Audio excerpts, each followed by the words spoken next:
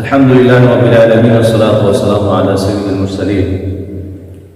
কুরবানির পর নামদারি কিছু মুসলমানদের অভিযোগ কুরবানির উপর এবং হজের উপর, তারা হজের উপর কুরবানির উপর আপত্তি করে যে হজের টাকা পয়সা লক্ষ লক্ষ টাকা পয়সা দেশে খরচ না করে বিদেশে খরচ করে এটা একটা মেলার মধ্যে ওখানে গিয়ে খরচ না করে দেশে অনেক গরিব ফকির মিসকিন আছে তাদের উপর খরচ করলে ভালো হইত।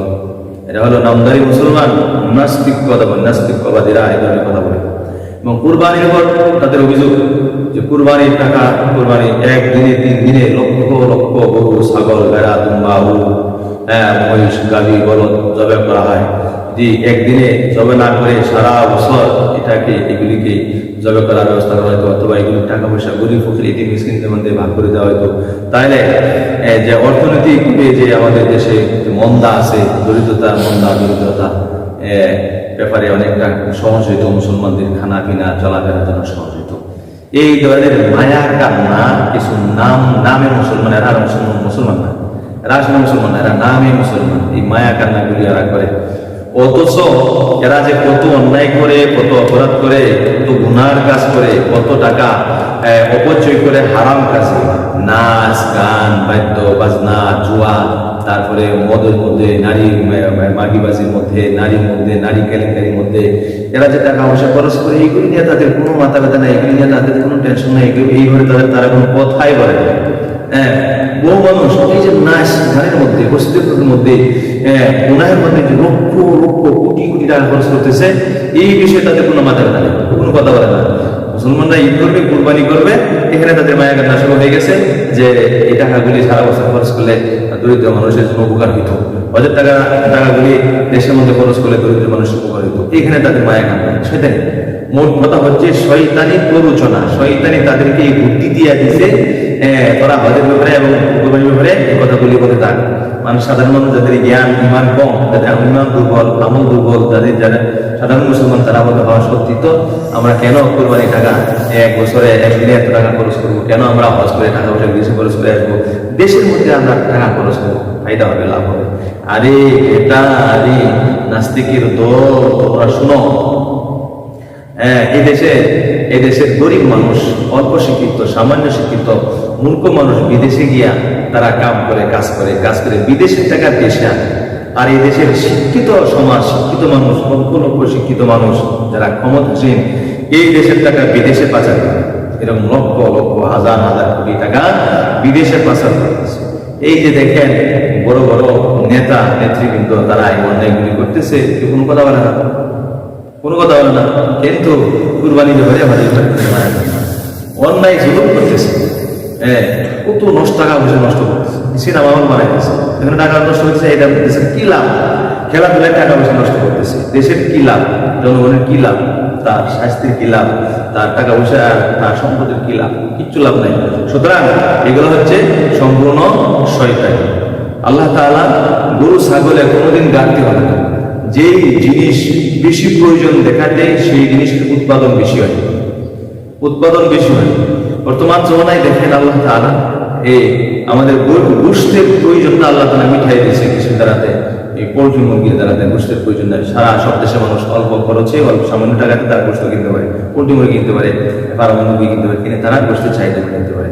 তারপরে মাছের চাহিদা, এখানে বিলে মাছ পাওয়া যায় না, মাছের চাহিদা পাঙ্গাস মাছ, তেলাপিয়া মাছ, আরো অন্যান্য চাষের মাছের ব্যবস্থা করে দিচ্ছে। অর্থাৎ যত মানুষ বাড়বে, যত খাদ্যের চাহিদা বাড়বে, যত প্রয়োজনীয় চাহিদা বেড়ে যাবে, তত আল্লাহ তাআলা উৎপাদন বাড়ায়। যেমন নাকি আরেকটা হচ্ছে ঘোড়া। এক সময় মানুষ ঘোড়া দিয়ে চলাফেরা করত, প্রতিটি মানুষ প্রত্যেকের জন্য আলাদা আলাদা ঘোড়া থাকতো, ঘোড়া দিয়ে মানুষ চলাফেরা করতো, এক জায়গা থেকে অন্য জায়গায় দূরে যেত, ঘোড়া দিয়ে যেত। আর এখন ওই সময় আবার ঘোড়াতে মানুষ যুদ্ধ করতো, আর এখন সেই ঘোড়ার চাহিদা নাই। ঘোড়ার উপর চলা আর ঘোড়াদের যুদ্ধ করা, সেই সিস্টেম, সেই চাহিদা এখন নাই। সেই চাহিদা যখন নাই, আল্লাহ তাআলা সেই ঘোড়ার প্রয়োজনটা মিটাই দিয়েছেন, সেই প্রয়োজন এখন নাই। এখন যানবাহন চলে আসছে, মোটরযান চলে আসছে, গাড়ি চলে আসছে, এখন আর ঘোড়ার প্রয়োজন। যেহেতু প্রয়োজন নাই, আল্লাহ পাক ঘোড়ার স্বল্পতা দান করে ঘোড়া দুনিয়ার পরে আল্লাহ তাআলা উঠাই নিয়েছেন। খুব সামান্য পরিমাণ, অল্প পরিমাণ বিভিন্ন জায়গায় ঘোড়া দেখা যায়, আর কি। সুতরাং যেই জিনিসের চাহিদা যত বাড়বে, যত চাহিদা বলবে আল্লাহ তাআলা উৎপাদন তত বাড়ায় দেবে এবং বরকত দান করবেন। কুরবানির দিন ছাড়াও তো প্রতিদিন সারা বছর লক্ষ লক্ষ গরু ছাগল জবাই হয়, লক্ষ লক্ষ। ঢাকা শহরের প্রতিটি গলিতে গলিতে বিভিন্ন জায়গায় গরু জবাই হয়েছে লক্ষ লক্ষ। সেগুলো নিয়ে কথা নাই। আল্লাহ তাআলা তো গরু তো কমতেছে না, গরু তো কমাইছে না, গরু তো বাড়তেছে। ছাগল বাড়তেছে, উট বাড়তেছে, ভেড়া বাড়তেছে, দুম্বা বাড়তেছে, মানুষের খাবারের চাহিদা বাড়তেছে, হচ্ছে আল্লাহ তাআলা ব্যবস্থা করে দিচ্ছেন। হ্যাঁ, সুতরাং আল্লাহ তাআলা হুকুম কুরবানি করা, কুরবানি করতে হবে। আগের যুগের মুসলমানরা দিনদার, ইমানদার, পরহেজগার, আমলদার মুসলমানেরা তারা শত শত কুরবানি করত। ইব্রাহিম আলাইহিস সালাম 3 দিনে 300 কুরবানি করছেন। প্রথম দিনে 100, দ্বিতীয় দিনে 100, তৃতীয় দিনে 100। আমাদের নবী মুহাম্মদুর রাসূলুল্লাহ সাল্লাল্লাহু আলাইহি ওয়াসাল্লাম তিনি নিজে 100 কুরবানি করলেন, 63টা নিজ হাতে জবাই করছেন। সুবহানাল্লাহ। সাহাবায়ে কেরাম এরকম অনেক অনেক জীবজন্তু কুরবানি করতেন। এক একজন 4টা, 5টা, 10টা, 20টা, 100 করে কুরবানি করতেন। আর এখন একটা কুরবানি করে তার 7 ভাগের 1 ভাগ, 7 ভাগের 1 ভাগ। কুরবানির সংখ্যা এখন কমে গেছে। আগের দিনে মানুষ শত শত একজনে 100 কুরবানি করত। তখন তো ঘাটতি কম ছিল না, অনেক ছিল। আর এখন মানুষ কম কুরবানি করে। আল্লাহ তাআলা যে পরিমাণ কুরবানি করে সেই পরিমাণ আমাদের ব্যবস্থা করে দিয়েছেন। পরের দিন সেই পরিমাণ গরু ছাগল জীবজন্তু পাওয়া যায়, হাটের মধ্যে পাওয়া যায়, আল্লাহ তাআলা ব্যবস্থা করে দিয়েছেন। সুতরাং হালাল জন্তু আল্লাহ পাকের নির্দেশ, ফাসাল্লি লিরাব্বিকা ওয়ানহার, এটা আল্লাহ, এটা ইবাদত, এটা হচ্ছে ইবাদত। এই ইবাদত করলে আল্লাহ তাআলা গুনাহ মাফ করেন, নেকি দান করবেন। এই ইবাদত না করলে তাকে গুনাহ দিবেন, তার জাহান্নামের আগুনে জ্বলতে হবে।